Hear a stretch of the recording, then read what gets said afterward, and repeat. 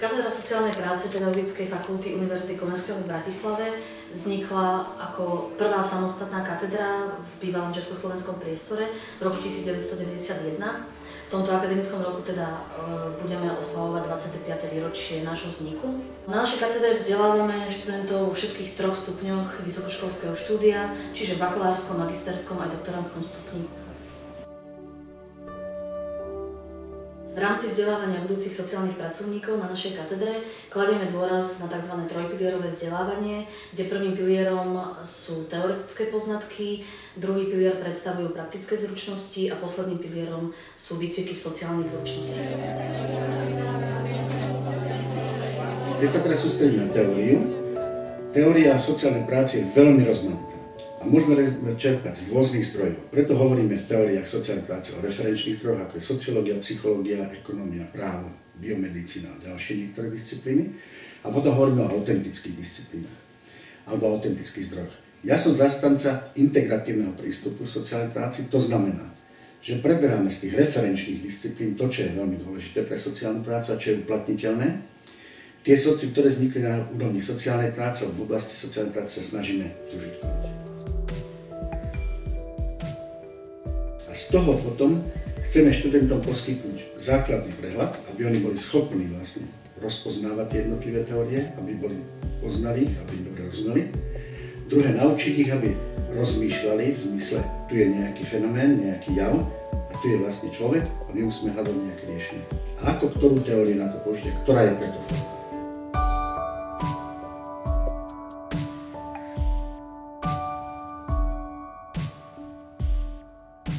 A tretí, čo si ja myslím, že teória by mala viesť, k tomu, aby ľudia sa naučili, teda študenti, aby sa naučili kriticky rozmýšľať.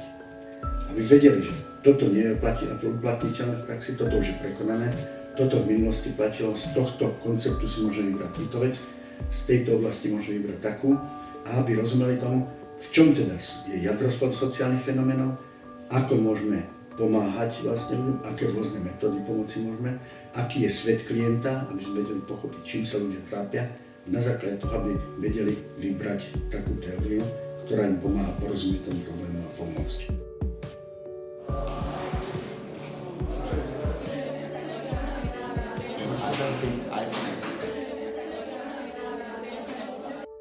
Kľúčovou oblasťou vzdelávania sociálnych pracovníkov a teda aj na našej katedre, na čom staviame, je praktické vzdelávanie, ktoré má u nás veľmi aj dlhú históriu a máme prepracovaný systém odborných praxí, na ktorých sme dlhodobo pracovali s mojimi kolegami a kolegyňami.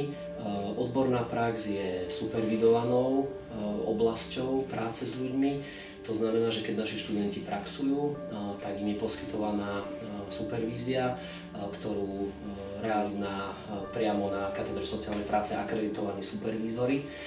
A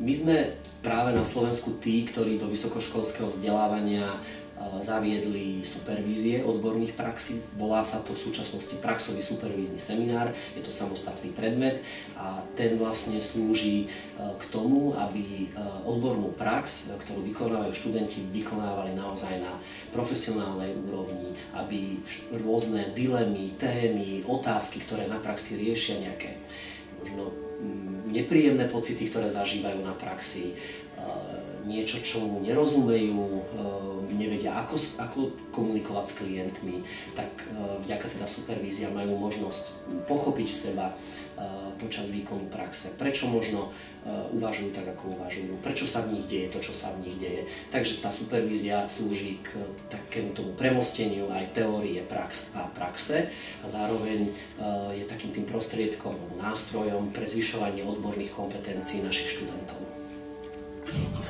Máte to, takže všetko, o čom budeme hovoriť, zostáva medzi nami.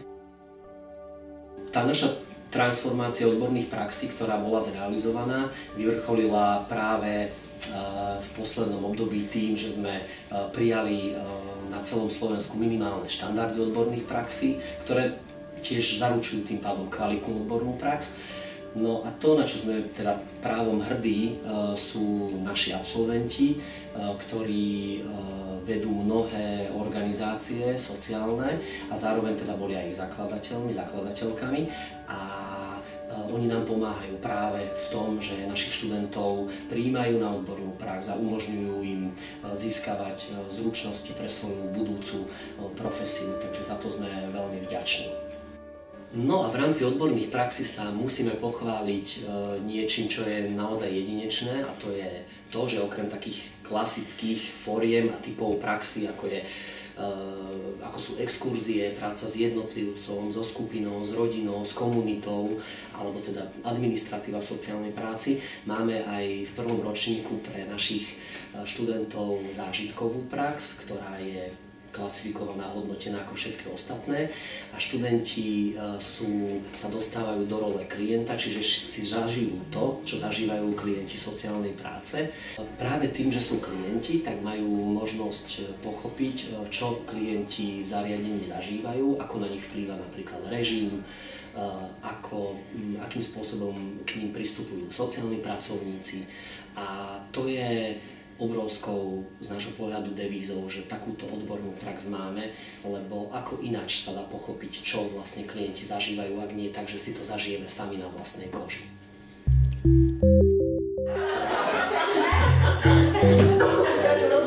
Tak idem.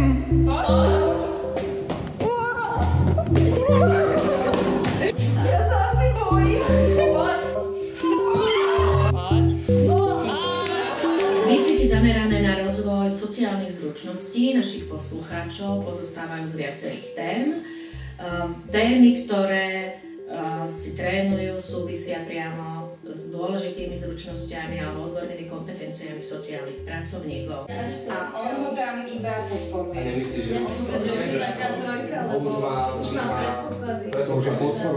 Na bakalárskom stupni štúdia sú to témy súvisiace s nácvikom komunikačných zručností. V rámci komunikácie za veľmi dôležitú oblasť zručností považujeme asertívnu komunikáciu. Ďalej je to riešenie konfliktov medzi ľuďmi. Potom je to práca s jednotlivcom a práca so skupinou.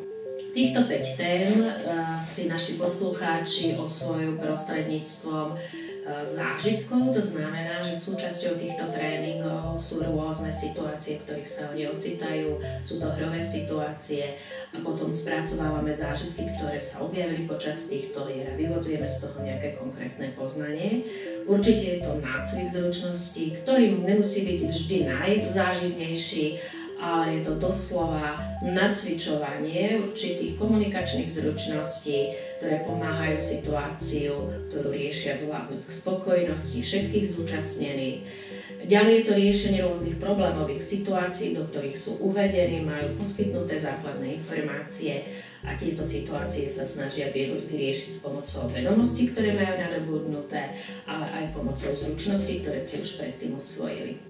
Určite je dôležitá aj taká časť práce na výcvikoch, ktorá rieši komplexne zadané simulácie, ktoré nazývame, že sú to simulácie zamerané už na simulovanie nejakej, teda pripodobňovanie nejakej reálnej situácie a účastníci vyzbrojení zase poznatkami a zručnosťami pristupujú k jej riešeniu a zvládaniu tak, ako by to robili v skutočnej práci s druhým človekom. Takže celkové môžeme povedať, že bakalár odchádza od nás s pekným počtom hodín, je to skoro okolo 150 hodín takéhoto tréningu a je pripravený na priamu prácu s druhým človekom, či sa jedná o jednotlivca alebo o skupinu. Na magisterskom stupni štúdia sa potom môžu poslucháči stretnúť ešte s jedným typom výcviku. V súčasnosti je výcvik zameraný na rozvoj manažerských zručností a študenti vlastne odchádzajú pripravení so základnými zručnosťami v práci s druhými ľuďmi, ktorí nie sú ich klienti, ale sú to ľudia, s ktorými pracujú na pracovisku, či už sú v role ich nadriadeného, teda riadiaceho pracovníka, môžu byť v role kolegov, napríklad môžu pracovať pri vzdelávaní a ďalšom rozvoji svojich pracovníkov a celkové teda hovoríme o zručnostiach, ktoré sú troška iného druhu a sú zamerané na to, aby pomáhali druhým ľuďom vykonávať ich prácu lepšie, efektívnejšie a možno bez menšej námahy. Čo potrebuje môj zamestnanec a čo mu ja dám. A nie je to, že čo ja by som mu chcel dať, aby on chcel. Okrem teoretickej výučby a praktickej výučby samozrejme sa na našej katedre snažíme študentov zapájať aj do rôznych aktivít v oblasti sociálnej práce, či už sú to aktivity na zviditeľnenie alebo citlivenie niektorých našich cieľových skupín, ako napríklad je to akcia Noc vonku, ktorá slúži na citlivenie verejnosti voči ľuďom bez domova. Máte možnosť vy, bežní ľudia, si vyskúšať, ako to človek môže prežiť na tej ulici. Ja dúfam, že tí, ktorí z vás pôjdu aj spať, tak bude to pre nich možno noc, na ktorú tak skoro nezabudnú.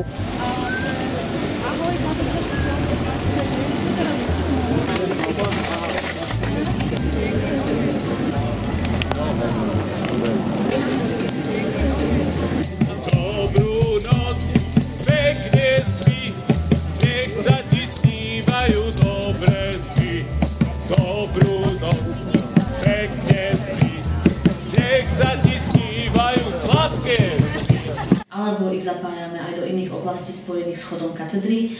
Napríklad sa podieľajú na PR aktivitách katedry, navštevujú s nami alebo aj bez nás stredné školy, kde sa snažia odovzdať ten odkaz, ktorý my im sprostredkúvame potenciálnym uchádzačom. A takisto samozrejme v nemalej miere so študentami spolupracujeme aj na organizovaní napríklad konferencií a odborných seminárov.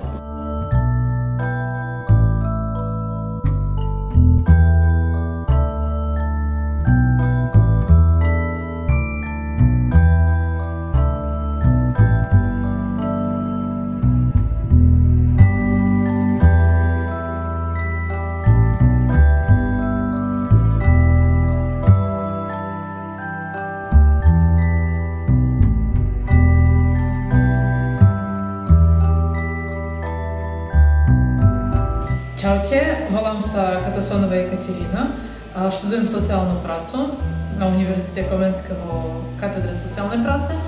A dostala som na Slovensku kvôli tomu, že štúdium sociálnej práce tu je viac lepší ako v mojej krajine v Moldavsku, viac kvalitnejší, tak môžem povedať. A momentálne zaoberám sa písaním bakalárskej práce a skončením bakalárskeho ročníka a ešte paralelne pracujem v Auguse a robím street work. Ahojte, volám sa Viva, študujem druhý ročník sociálnej práce. Ráda by som chcela pomáhať užívateľom drog alebo ľuďom bez domova. Okrem aktivít, ktoré iniciujeme my ako pedagógovia našej katedry, takisto vítame iniciatívu zo strany študentov. Táto iniciatíva sa prejavuje v rôznych oblastiach. Z takých dlhodobejších projektov našich študentov je katedrový časopis, ktorý sami založili, sami ho spravujú, sítia ho informáciami a my participujeme samozrejme čiastočne tiež, ale iba na základe ich požiadaviek alebo oslovenia z ich strany. Časopis Face to Face vznikol minulý akademický rok, kedy sa asi 5 študentov rozhodlo nejakú aktivitu robiť na katedre a chceli zlepšiť aj komunikáciu medzi sebou, medzi ostatnými študentmi a medzi učiteľmi. A tešíme sa tomu, lebo to naozaj funguje. A robíme teda rozhovory, ako som spomínala, s učiteľmi, so študentmi, ale aj s organizáciami a je to také, je to fajn, lebo študentov to baví, študenti to radi čítajú a tešíme sa z toho a dúfame, že to bude mať nejaký produktívny a pozitívny smer do budúcnosti. Pracujem v organizácii Človek v tísni, v programe sociálnej integrácie. Ja konkrétne robím v lokalite Plaveckého štvrtku, kde robím ako koordinátorka nízkoprahového predškolského klubu a zároveň koordinátorka programu doučovania a tutoringu. Program doučovania a tutoringu, tzv. DOT, predstavuje individuálne doučovanie detí, ktoré o to sami prejavili záujem a realizuje sa raz do týždňa. Vyučovania ťaháme ideálne priamo do rodín, takže jeden dobrovoľník na jedno dieťa navštevuje rodinu priamo u nich doma, v domácnosti. Čo je menej, menšie. Keď sa pozrieme na túto os, pozrieme sa na túto. Naša organizácia je zároveň aj praxovým pracoviskom, z čoho sa veľmi tešíme, lebo aj študenti si k nám chodia absolvovať svoju prax. Po ukončení svojho vysokoškolského štúdia som nastúpila ako denná interná doktorantka na katedre sociálnej práce a zapojila som sa v téme svojej diplomovky do vedecko-výskumnej činnosti VEGI.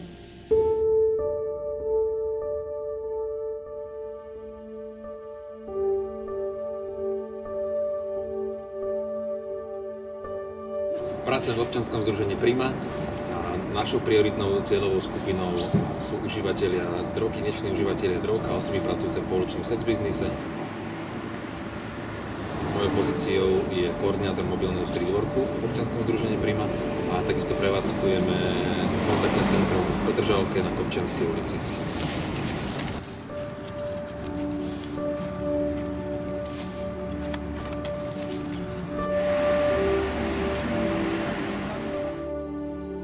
Prišla príležitosť vlastne byť pri vzniku komory.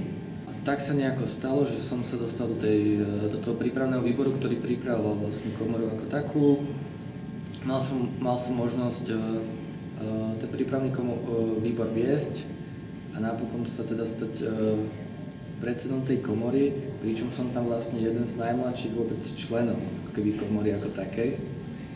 Pre mňa bola sociálna práca taká srdcovka, lebo ja som vlastne celých 5 rokov, čo som chodil na školu, zároveň pracoval v občianskom združení Mládež ulice. A mňa to vlastne inšpirovalo k takej myšlienke, že sociálna práca je v podstate veľmi dôležitá pre spoločnosť. V zmysle, že sme ľuďmi, ktorí vytvárajú mosty medzi rôznymi skupinami, okrem iného. A keď som sa tak pozrel na budúcnosť, tak som si uvedomil, že nestačí mať nejaký taký technický pokrok v zmysle, že proste stále lepšie technológie, ale že potrebujeme mať aj ľudský pokrok. To znamená, že aby ľudia spolu dokázali vychádzať. A tým som si vlastne tú sociálnu prácu a tých sociálnych pracovníkov začal vážiť ešte viac.